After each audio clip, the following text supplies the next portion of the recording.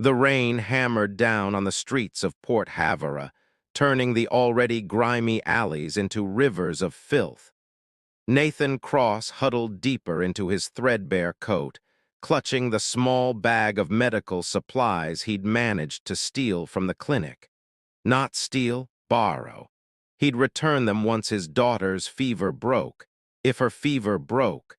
3 years since the convergence had brought dozens of alien species to Earth. 3 years since humanity had been thrust into a galactic economy they barely understood. For some, it meant opportunity and wealth. For Nathan and thousands like him, it meant poverty, exploitation, and watching corporate syndicates, both human and alien, carve up their world for profit. "You lost, human!" Nathan looked up to see 3 Krell enforcers blocking the alley entrance. Mercenaries for the Havara Syndicate, the criminal organization that controlled this sector of the city.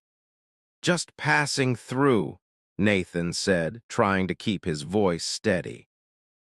"The toll for passing through our territory is 20 credits.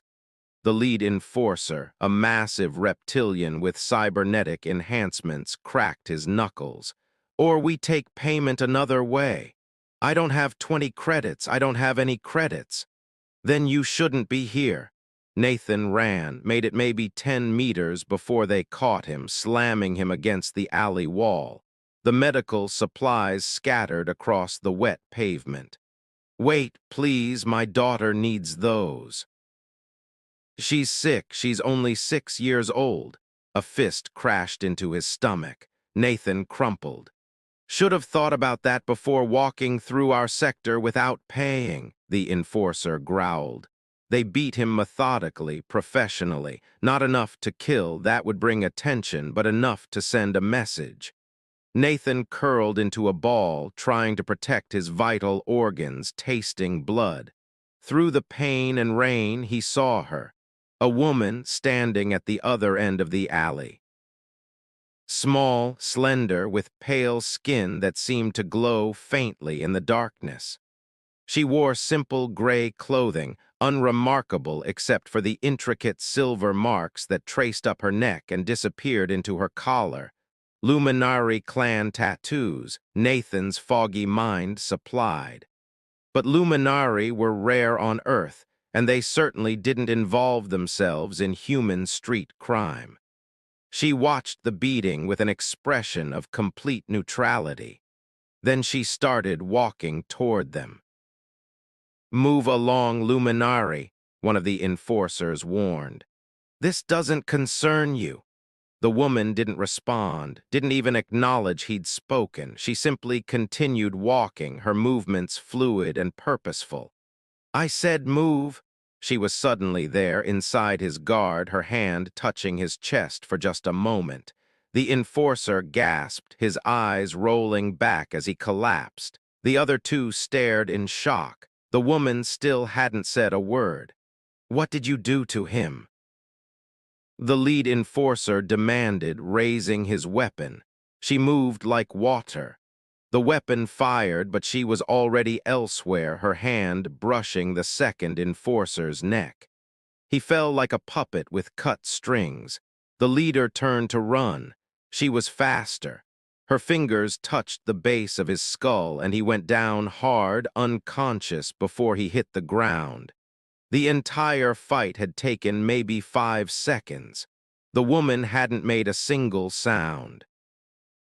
She turned to Nathan, still curled on the wet pavement, and for the first time her expression shifted.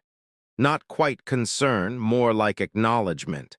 She knelt, gathering the scattered medical supplies with careful precision, then offered them to him. Nathan took them with shaking hands. "Thank you, thank you." The woman studied him for a moment with eyes that were completely silver. No pupils, no iris distinction, just pools of liquid mercury. Then she stood and walked away, disappearing into the rain as silently as she'd appeared. Nathan didn't see her again for 3 days. By then, his daughter Emma's fever had broken thanks to the antibiotics he'd managed to keep. He was working his usual corner, selling recycled tech parts for barely enough to feed them both when he noticed her. She sat across the street at a noodle vendor's stall, eating soup with slow, deliberate movements. The same gray clothing, the same silver marks on her skin, the same absolute silence. On impulse, Nathan bought 2 bowls of soup from the same vendor, real expense, but she'd saved his life. He approached carefully, setting 1 bowl in front of her. "I never thanked you properly," he said. "For the other night, you saved me." She looked at the soup, then at him. Her expression revealed nothing. Can you speak?" Nathan asked gently. She shook her head once. Then with 1 finger, she traced symbols in the condensation on the table. Luminary script. Nathan couldn't read it. "I'm sorry, I don't understand." The woman pulled out a small data pad, typing quickly. The device spoke in a flat, synthetic voice. "You offered food. Why?" "Because you helped me when you didn't have to. Where I come from, that deserves gratitude." She studied him for a long moment, then typed again. "Gratitude is not common here." "No," Nathan agreed. "It's not, which is why it matters more when someone shows it." The woman considered this, then picked up the soup bowl. She ate slowly, methodically, but Nathan could have sworn he saw the faintest hint of appreciation in those silver eyes. When she finished, she typed, "Your daughter, she is well. You knew about Emma. I heard you mention her to the enforcers. She's better thanks to the supplies you saved." Nathan paused. "I'm Nathan, by the way, Nathan Cross." More typing. "Lyra." "Just Lyra," a single nod. "Well, Lyra, thank you again for everything." She stood to leave, then hesitated. Her fingers flew across the data pad. "The Havara Syndicate, they will remember you. You are marked now." Nathan's stomach sank. He'd suspected as much, but hearing it confirmed was different. "I know, I'll be careful." Lyra's expression was unreadable. She typed one more message before walking away. "Be ready tomorrow, dawn." Nathan had no idea what she meant until dawn the next day, when news spread through Port Havara like wildfire. 3 Havara Syndicate enforcers found dead. No wounds, no obvious cause, just dead. The same 3 who'd beaten Nathan in the alley. He was still processing this when Lyra appeared at his vendor stall, silent as always. She set down a small data chip. Nathan picked it up, his hands trembling. "What is this?" she typed. "Information, names, locations, every Havara operation in this sector, every enforcer, every corrupt official on their payroll." "How did you?" "I observe, I listen. People forget silent watchers exist." "Lyra, you can't be involved in this. These people are dangerous." Her fingers moved quickly. "They hurt you, they hurt others. This is unacceptable." "So you killed them." "I ended their capacity to cause further harm. There is a difference." Nathan stared at her. "You're going to go after all of them, aren't you?" A simple nod. Why risk yourself for this, for me?" Lyra was quiet for a long time, her fingers hovering over the data pad. Finally, she typed, "You gave me soup." "No one has offered me kindness on this world. Not once in the 2 years I have been here. Everyone sees only what I am, luminary, alien, other. You saw a person who helped you. You showed gratitude. This is rare, precious. So because I bought you soup, you're waging a one-woman war against a criminal syndicate?" "No, because you showed me that kindness still exists in this broken city. I choose to protect that kindness. You and your daughter deserve to live without fear. I will ensure this." Before Nathan could respond, she was gone. Over the next 2 weeks, the Havara Syndicate began to crumble. Enforcers disappeared. Weapons caches were anonymously reported to authorities. Bank accounts were drained and funds distributed to the sector's poor.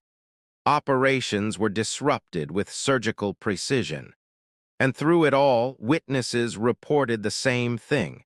A silent woman with silver eyes and luminary markings moving like a ghost through the syndicate's operations. Nathan tried to find her to tell her to stop before she got herself killed. But Lyra appeared only when she chose to, always at unexpected moments. Like when 3 syndicate assassins cornered Nathan outside his apartment building. Lyra materialized from the shadows, and the assassins were unconscious in seconds. She typed a single message, "They will not trouble you again." Or when Emma asked, "Daddy, who's the pretty silver lady watching our window?" Nathan looked and saw Lyra on a rooftop across the street, keeping guard. She gave a small nod, the most expressive gesture he'd seen from her, and disappeared. The syndicate's leadership got desperate. They put out a contract, 50,000 credits for information leading to the capture of the silent luminary. Lyra responded by systematically dismantling their command structure in a single night. The morning after, Nathan woke to find her sitting on his fire escape, watching the sunrise. He opened the window. "They're finished," he said. It wasn't a question. She nodded. "The syndicate," she typed. "Leadership eliminated, operations disrupted beyond recovery. This sector will have opportunity to rebuild without their shadow." "Eliminated, you mean killed?" "I mean permanently removed from positions where they could harm others. Methods varied." Nathan should have been horrified, should have been afraid of this silent woman who'd single-handedly destroyed a criminal organization. Instead, he felt only gratitude and a strange sense of protection. "Why haven't you spoken?" he asked. "Your people can speak. I've met other Luminari."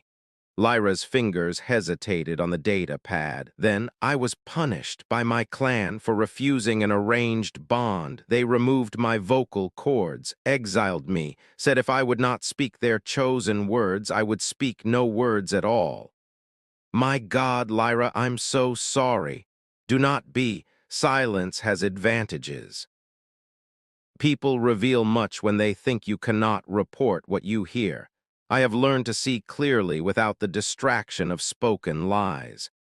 "Is that why you helped me? Because you understand what it's like to be powerless?" She considered this, then typed, "Perhaps, or perhaps I helped because you are a good father trying to protect his daughter, because you showed kindness without expectation of return, because in a city where everyone takes, you gave." Emma appeared in the window, rubbing sleep from her eyes. "Daddy." "Is that the pretty lady?" Lyra's expression softened, the first real emotion Nathan had seen from her. She typed, "Hello, Emma." Emma beamed.